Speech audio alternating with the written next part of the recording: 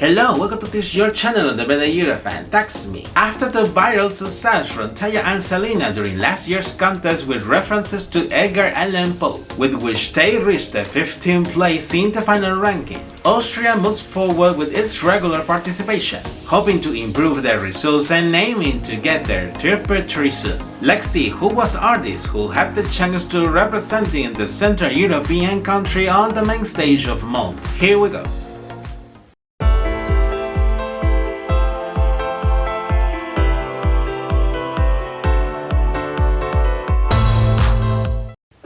For today's episode, I'm going to review the Austrian entry for Eurovision 2024, which has been represented by singer Kaleen with the song We Will Rave. First of all, we are going to take a look to her biography and career before her embarking firsthand on the Eurovision experience. Marie-Sophie Kreisel, mostly well known as Kaleen, is an Austrian singer, dancer and choreographer, coming from the city of Wels, located in northern Austria. She has been very passionate on dancing since very early age. In fact, she starts to take ballet classes at the age of 2, and since then she has been specializing in many dancing styles, winning her first dancing championship at the age of 7, and throughout the year she will become a professional dancer and choreographer, winning also several awards and acknowledgements in many dancing competitions. In 2014, she will participate in the German version of the dancing competition Got to Dance, having reached the final show with her dancing partner. Later, in 2018, she will start to get involved with Eurovision during the edition held on Lisbon, Portugal as part of the production crew, by supporting many delegations with the staging and the choreography, and also doing standing rehearsals for some of those delegations, somewhat making her first steps in music as a performer. Sometime later in 2020, she will start to work directly with the Austrian public broadcaster as a choreographer and dance director for many of the shows produced by the broadcaster, including an outstanding involvement with the show Starmania. In the following 2 years, she will also start to get involved with Junior Eurovision by being the creative director for the Spanish and Bulgarian delegations, and at the same time she will be establishing her own indie record label, with which she will start to produce her debut studio album, more recently on last year, as part of the production crew of the contest held on Liverpool, United Kingdom. She helped in the design of the staging for the Austrian entry, and also have collaborated with the staging for the German, Armenian and Georgian entries. In addition, after working for 2 years in her recording project, at the same time where her dancer and choreographer Facet, the album will be finally releasing last September. Having been on the backstage for so long, what she could not imagine is that someday she will be at the front of the stage and shine on her own merit. Let's take a look then at how she gets selected to be the Austrian representative from Sweden. After the success achieved from last year, the Austrian public broadcaster started to work on their selection method for the next representative. In July of last year, the broadcaster opened a submission period for the Austrian artists who wanted to take part in the process by sending their proposals.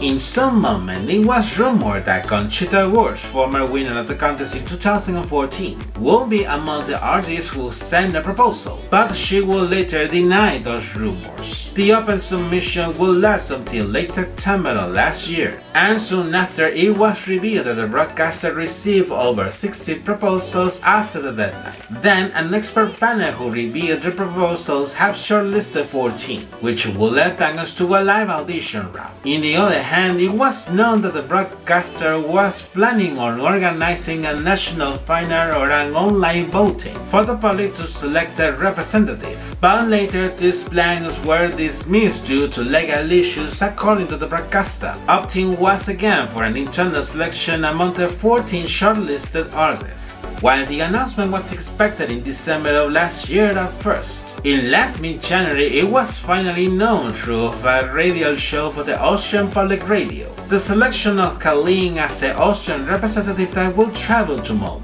With the announcement, it was only known the song's title, stating that the proposal will be officially released during early March, as the broadcaster usually does. Although weeks before the premiere, a demo of the song was leaked through many social media. Then, by early March, it was intended to release on both the song and its accompanying official music video. But due to problems with the production company by not having the post-production of the music video on time, the song was released first, and then releasing a few days later the official music video.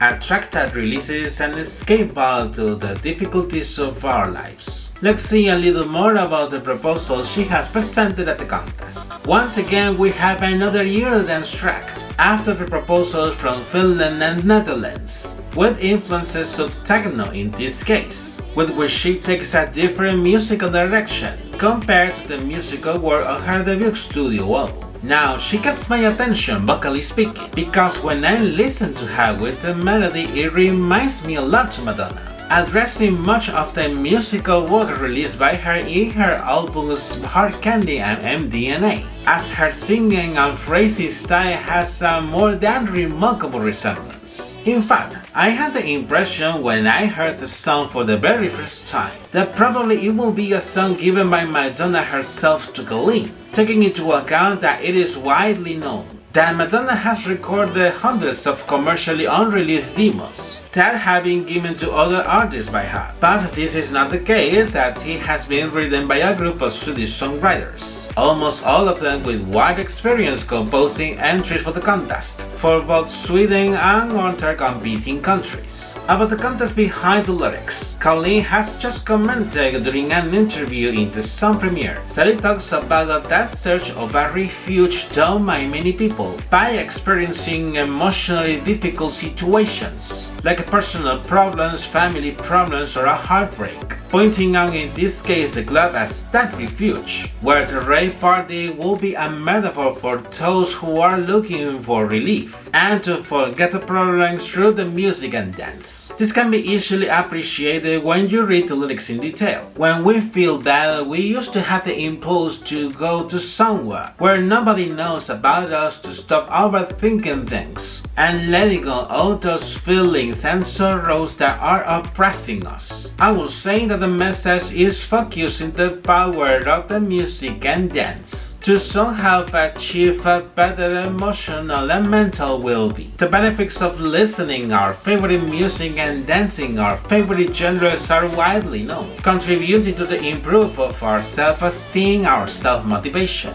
as well as the increase of the endorphins and the dopamine, which helps to relieve the states of anxiety and depression. Maybe this could not solve the problems in our lives, but at least this can help to make the process more bearable.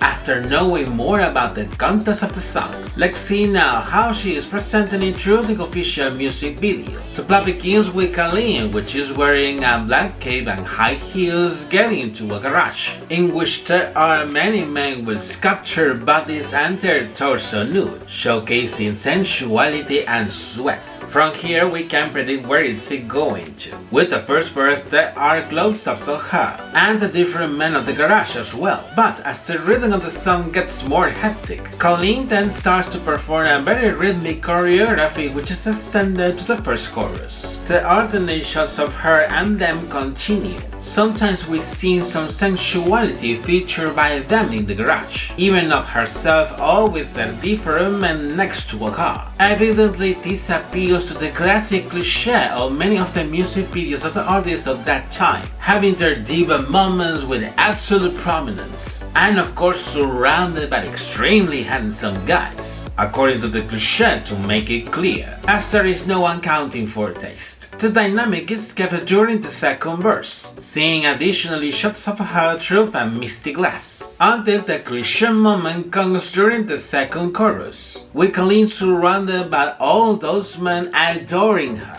It could be said that this is the definition of her refuge, of that rave party that intends to describe the lyrics, at least in a metaphorical way, because you and I know perfectly how is a true rave party. The suggesting scenes are those of Cat during the bridge and the last chorus, seeing some extra shots of her doing the choreography with many blue cubes behind her, until the performance finishes with Kaleen leaving the garage.